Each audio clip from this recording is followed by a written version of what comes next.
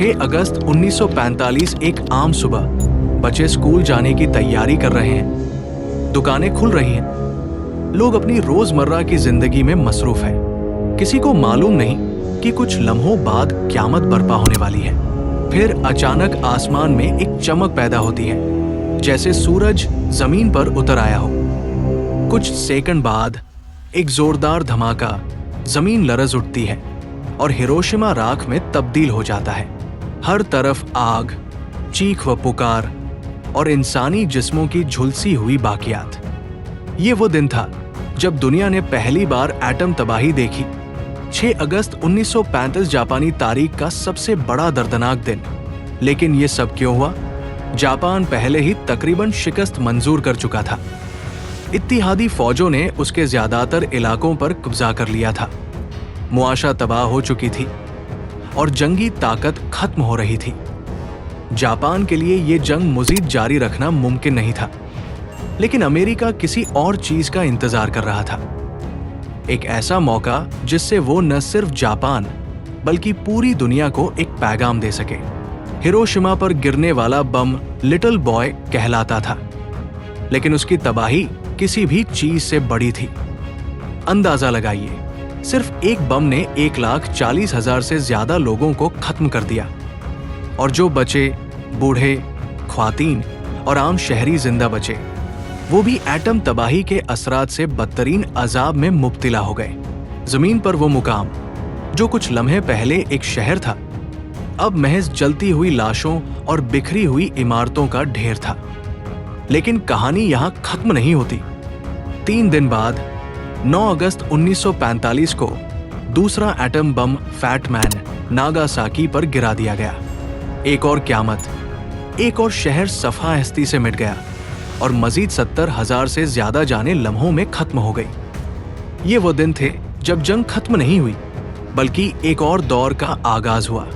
खौफ का, ताकत की हवस का और दुनिया को एटम हथियारों के बटन पर रखने का।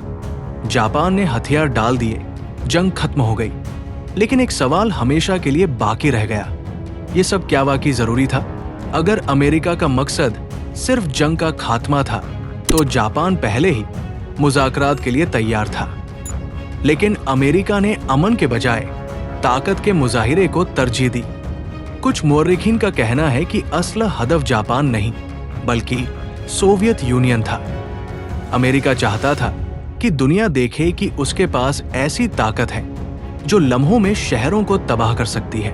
जापान महज एक तजरबागाह बना। हिरोशिमा और नागासाकी पर एटम हमले दुनिया के लिए एक इंतबाह थे। लेकिन क्या हमने उससे सबक सीखा? आज दुनिया में हजारों एटम हथियार मौजूद हैं और कई मुल्क उन्हें बनाने की दौड़ में लगे हैं। क्या हम किसी और हिरोशिमा और नागासाकी का इंतजार कर रहे हैं, या फिर तारीख को दोहराया जाएगा, लेकिन इस बार ज्यादा खौफनाक अंदाज में? यकीनन मैं पिछली तहरीर को बिल्कुल नहीं छेड़ूंगा और वही अंदाज बरकरार रखते हुए इसे मजीद आगे बढ़ाऊंगा। हिरोशिमा और नागासाकी पर एटम हमलों ने दुनिया को एक ऐसे मोड़ पर ला खड़ा किया जहां इंसान अपनी ही तख्लीक से खौफजदा हो गया। लेकिन क्या यह सब खत्म हो गया? नहीं, असल कहानी तो अब शुरू हुई थी। जब जापान ने हथियार डाल दिए तो पूरी दुनिया ने सुकून का सांस लिया, मगर पस पर्दा कुछ और ही खेल खेला जा रहा था।